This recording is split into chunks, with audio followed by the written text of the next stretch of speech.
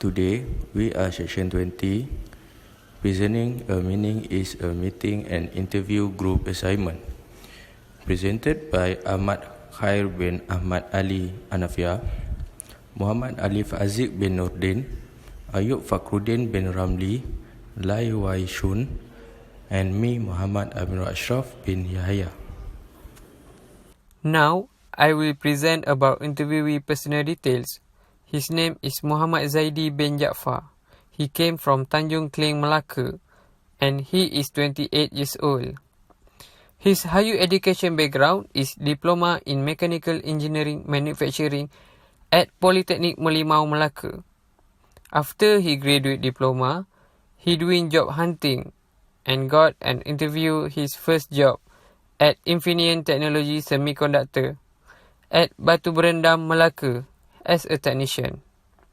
After that, he was offered a job at University Tun Hussein On, UTHM Johor, until right now as an assistant engineer at Department of Laboratory Management for almost 4 years.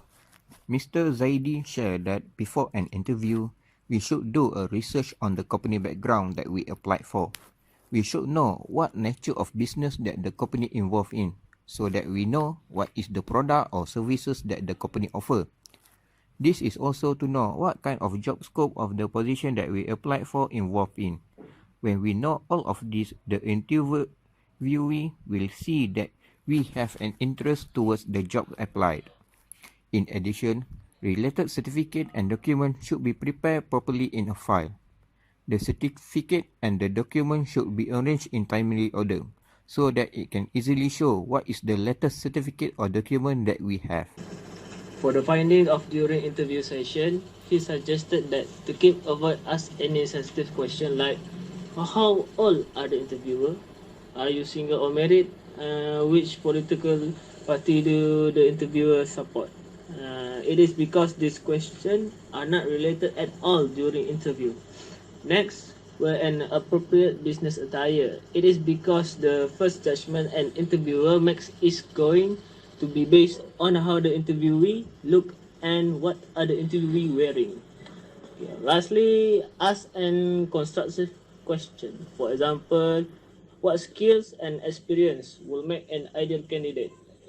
This is a great open-ended question that will have the interviewer put his or her cards on the table and state exactly what the employer is looking for. For the finding of after interview session, he suggested that to follow up with the Human Resources Department. The best subject lines in follow-up email are clear, concise, and convey appreciation for interviewer's time. Next, do not expect them to update us about the interview. It should never take longer than 3 or 4 business days to share feedback with a candidate after a job interview, and no one could blame the interviewee for dropping out of a recruiting pipeline if it takes longer than a week after interview for the employer to update the interviewee on the status of candidacy. Lastly, be prepared for the job scope that we applied when employed. If the interviewee have been accepted as employee for the company, make sure to study and be ready for the first day as employee based on the job scope. Mr. Tan is our second interviewee. In a coincident opportunity, we managed to interview him when he came to the Pago campus to recruit interns under his represented company. Mr. Tan is currently assigned as the Johor branch manager at the IME Technology Sdn Bhd. He had joined the company since year 2009. Through the interview, he has shared tons of valuable tips and experiences to us. We are going to highlight few essential tips in real-life interview later.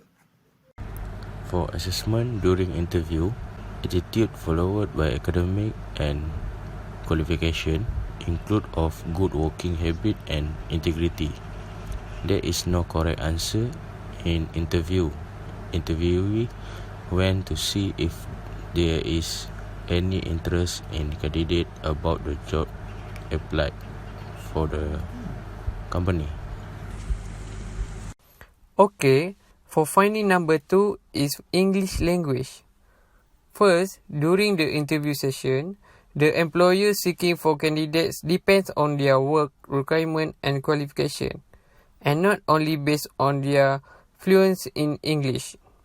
For example, if you are working in sales and support department, we need to be good in both writing and speaking, because writing and speaking play a vital role being able to convince people, because we can point out the specific example that support the point we are trying to make.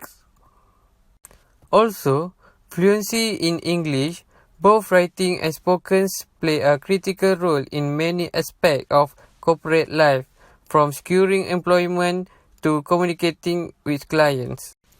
Next, nowadays mostly everywhere use English language.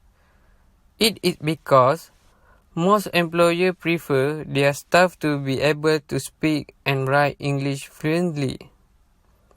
Many multinational companies in Malaysia who need nation workforce are on the lookout for those who are proficient in English, as they are going to deal on the international level.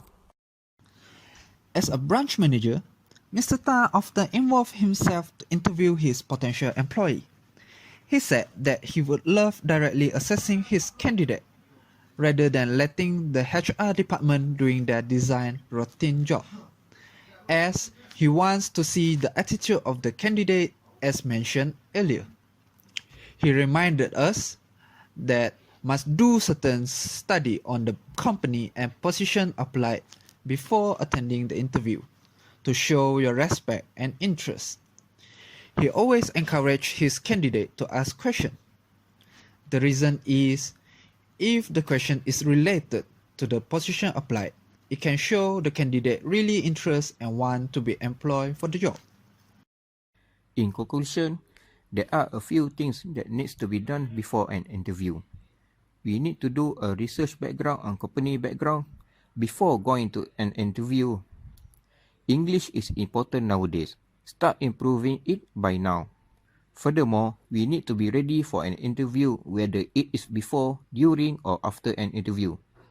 In addition, a proper attire and a good attitude plays a vital role.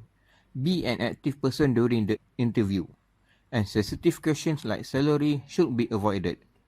After an interview, be sure to follow up with the company about the interview updates ourselves. Do not expect them to call us. That is all from our group. Thank you for listening to us.